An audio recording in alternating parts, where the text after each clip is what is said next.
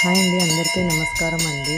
నేను ఈరోజు వెళ్ళిన గుడి వచ్చి శ్రీ ముత్యాలమ్మ తల్లి దేవాలయం అండి. ఇది తిరుమల నగర్లో గ్రామ దేవతగా ఉన్నారు ఈమెని పెట్టి ఒక 20 ఇయర్స్ అవుతుందండి.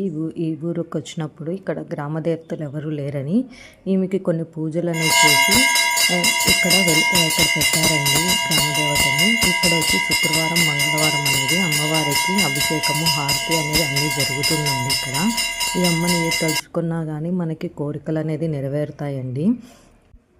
ప్రతి శుక్రవారము మంగళవారం అనేది ఇక్కడ మధ్యాహ్నం 12 నుంచి 1 లోపల హారతి అనేది జరుగుతుందండి.